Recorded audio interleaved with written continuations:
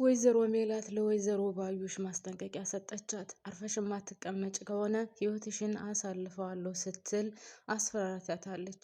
ወይዘሮ ባዩሽ አሁን ወደ ወይዘሮ ሜላት ቤት መሄዱን አቁማ እርግብን መከታተል ጀምራለች። እርግብ እስካሁን ድረስ የት እንደገባች አይታወቅም። ተምቹም የት ገብታ ነው እያለ እየፈለገ ነው ያለው።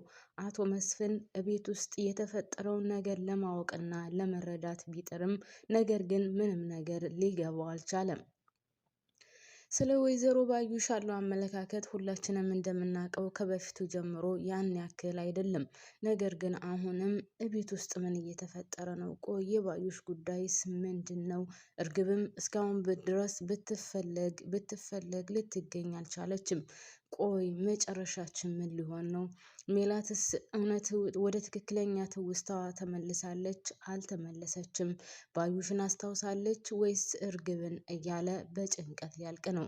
ሰላም ጤና ይስጥልኝ ውድና የተከበራችሁ ውድ ቤተሰቦቼ በያላችሁበት ሰላማችሁ ዝዝት ትረፍረፍ ይበልልኝ። ስለመጣችሁ ከልብ አመሰግናለሁ። የተለመደውን ላይክ ማድረጋችሁን እንዳትረሱ። ላለው ቤተሰብ አመሰግናለሁ። እንግዲህ አቶ መስፍን በጭንቀት ሊያልቅ ነው። ወይዘሮ ሜላት ግማሹን ትውስታዋን የተመለሰች መስሎታል። ደግሞ ትንሽ ሲያየው ትክክለኛ ናት አይደለችም፣ ይች ሴትዮ በጤናዋ ነው አይደለም የሚለው ነገር አሳስቦታል። ምን ማድረግ እንዳለበትም ግራ ተጋብቷል። ምክንያቱም ወይዘሮ ሜላት ምንም ነገር መስፍን እንዳቅ አልፈልግም ብላ ለልጆቿም ስላስጠነቀቀች ልጆቹም ትውስታዋ አልተመለሰም ለማለትም ተጨንቀዋል። አባታቸው በመሀል ቤት ሆኖ ምን ማድረግ አለብኝ? የሚስቴ ትውስታ እንድመለስላትስ ከየትኛው ሐኪም ቤት መውሰድ አለብኝ? እያለ ተጨንቋል። ተምቹ አሁንም እርግብን ፍለጋ እንደቀጠለ ነው። እርግብን ሊያገኛት አልቻለም። እሷ እንገናኛለን እኔ ስደውልልህ ትመጣለህ ብላው ነበር። ነገር ግን እስካሁን ድረስ አልደወለችለትም። ምክንያቱም ፈርታለች። እሱም ከሀገር የሚያስወጣ ገንዘብ እፈልጋለሁ እያለ ነው። ለተምቹ እንኳን ይህን ነገር አማክሮት ነበር። ያን ያክል ብዙ ቦታ ባይሰጠውም ለተምቹ ይህን ነገር መናገር፣ ነገር ግን ፈርቶ ስለነበር ነው። አሁን ለተምቹ ሁሉንም ነገር ነግሮታል። ተምቹም ምንም ችግር የለውም፣ እኔ እኮ አንተን ከሀናና ከፋዘር አስበልጥሃለሁ። እነሱን ትናንትና ያገኘኋቸው ናቸው። አንተ እኮ የልጅነቴ ሁሉ ነገሬ ነህ። ስለዚህ አንተ መተው በፍጹም አልችልም እያለ ነው። በነገራችን ላይ አሴር በጣም ነው የሚያሳዝነው ማለት ነው። እውነት ስለ ቤተሰቦቹ ሲያወራ ታስታውሱ ከሆነ ወደ መጀመሪያ ክፍል 20-30 አካባቢ ስለ አባቱ ስለ እንጀራ አባቱ የእንጀራ አባቱ አሳስሮት እንደነበር እና የእንጀራ እናቱ ደግሞ በጣም ስታሰቃየው እንደነበር ብቻ በጣም ከሚገባው በላይ ነው የሚያሳዝነው። እና ከአቶ ኖላዊ ጋር ራሱ እንዴት እንደተገናኙና ምን ያክል ቁርኝነት እንዳላቸው ትክክለኛ አባት እንድትሆነኝ እፈልጋለሁ ሲለው፣ ወይም አባት የለኝም እኔ ስለ አባት ፍቅር አላቅም እያለ ከአቶ ኖላዊ አጠገብ ስቅስቅ ብሎ ቁጭ ብሎ ሲያለቅስ፣ አቶ ኖላዊ ችግር የለውም እኔ አባት ሆነሃለሁ በቃ አትጨነቅ ና ልጅ ብለው አቶ ኖላዊም አብረው ቁጭ ብለው ስቅስቅ ብለው ሲያለቅሱ ነበር ማለት ነው። እና አሴር ህይወቱ ማለት የሱ ትክክለኛ ህይወት ወይም ምናምን በጣም ነው የሚያሳዝነው ማለት ነው። እና አሴር እኔ እንደዚህ አይመስለኝም ነበር። መጀመሪያ አካባቢ ሲገናኙ የነበረው ጥቁርቁር ያሉ አሴርና ተምቹ ምን ይመስሉ እንደነበረ አሁንማ ተቀይረው እውነትም ሀኒቾንና ፋዘርን ካገኙ በኋላ በጣም ከሚገባው በላይ ተቀይረውና ሌላ ሰው ሆነዋልና ያው መስረቅ ነበረ ስራቸው። ምንም መስሎ አይታያቸው ነበር። ጎዳና ለጎዳና ነው ኑሯቸው። ጸዳ ያለ ልብስ ለብሰው አያውቁም እና በጣም ችግር ውስጥ ነበሩ። እንደገና በዛው ውስጥም ደግሞ ሀኒቾ አሁን በጣም ብዙ ወንዶች ይወዷታል።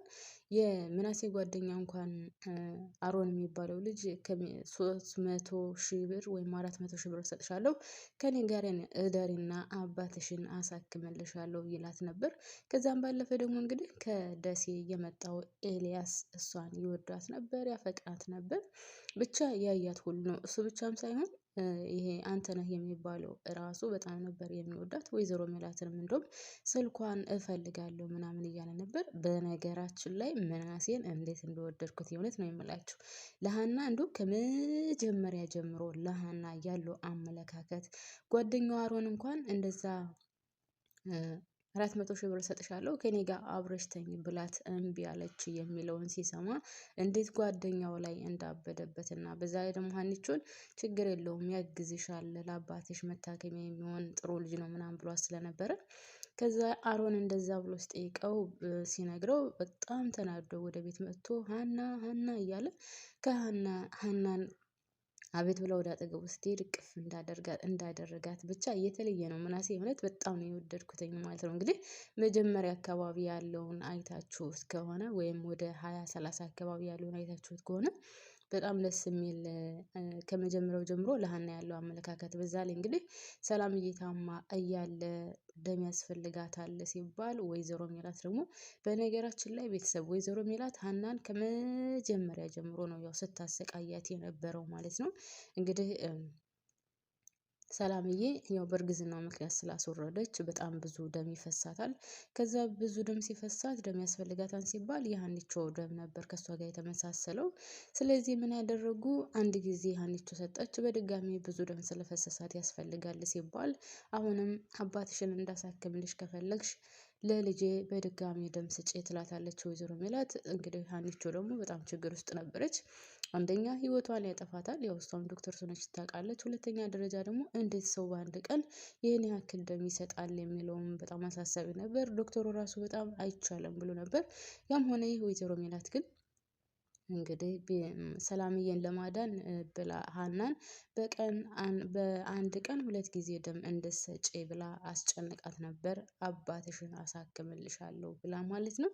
እንግዲህ አባትሽን አሳክማለሁ በሚለው ሀና በጣም ብዙ ዋጋ ከፍላበታለች። አንደኛ ደረጃ ይሄ አሮን የምላችሁ የምናሴ ጓደኛ አባትሽን አሳክምልሻለሁ ነገር ግን አግቢኝ ያለበለዚያ አንድ ቀን ከኔ ጋር እደሪ ይላታል። እሷም ይሄን ነገር እንደማትፈልግ ይሄን ነገር ብትፈልግ ኑሮ እዛው ደሴ እንደምታደርገው ትነግረውና አልፈልግም ትለዋለች። እሱ ብቻ ሳይሆን እንግዲህ በህይወቷ ወይዘሮ ሜላት ተጠቅማባታለች። አባትሽን ላሳክምልሽ ለልጄ ከአንድም 2 ጊዜ ደም ሰጪ ብላት ነበር ማለት ነው። እና በኋላ ላይ ግን ምናሴ ራሱ ስቅስቅ ብሎ እያለቀሰ እናቱን እንደውም ባልወለድሽኝ ኑሮ አንቺ ባትወልጂ በጣም ደስ ይለኝ ነበር። ምክንያቱም እህቴን እወዳታለሁ። አዎ እኔ ከማንም በላይ እወዳታለሁ። ነገር ግን የሰው ህይወት አጥፍተን እህታችን እንድትቆም አልፈልግም ነው ሲላት የነበረው። ዶክተሩ ጋርም ሄዶ ከእናቱ ጋር ተጣልቶ ወደ ቤት ከመሄዱ በፊት ወደ ዶክተሩ ሄዶ እኔ እህቴን በጣም ነው የምወዳት፣ አንድም ቀን እንኳን እወድሻለሁ ብዬ ስለምወዳት ነግሬያት አላውቅም። ነገር ግን አሁን እማዬ እያደረገች ያለችው ነገር በፍጹም ልክ አይደለም። ሀና ለአባቷ ስትል ይህን ነገር ልታደርገው ትችላለች። ነገር ግን ሀና ሙታ ሰላም በህይወት እንድትኖር ወይም በሰው ሬሳ ላይ እንድንረማመድ አልፈልግም እያለ ለዶክተሩም ስቅስቅ ብሎ አልቅሶ ነበር የነገረው። ያው አንተ የምትችለውን ያክል ታደርጋለህ ብዬ አስባለሁ። ሀና ለአባቷ ስትል በጣም ብዙ ዋጋ ትከፍላለች፣ ብዙ መስዋዕትነት ትከፍላለች። ስለዚህ ህይወቷንም ቢሆን አሳልፋ ስለምትሰጥ እባክህን ዶክተር አንተ የምታደርገውን አድርግ ነው ሲለው የነበረው ማለት ነው። እና ሀኒቾ በጣም ነው የምታሳዝነው ከመጀመሪያ ጀምሮ። ህይወት ብቻ እንደዚህ ናት እውነት። በትክክለኛው ወደ ራሳችንም ህይወት ስንመለስ ራሱ ህይወት እንደዚህ ናት። ብዙ ውጣ ውረድ አላት። ያለው ብቻ ግን በገንዘቡ ህይወትንም መግዛት እንደሚችል የሚያይበት፣ ቆንጆ ስለሆነች ብቻ በቁንጅናዋ ተጠቅሞ የሚጫወቱባት ነው የሚመስለው። እና ህይወት እንደዚህ ናት እውነት። ለማንኛውም ምን እዚህ ላይ ያበቃለሁ። ቤተሰቦቼ ላይክ ማድረጋችሁን አትርሱ።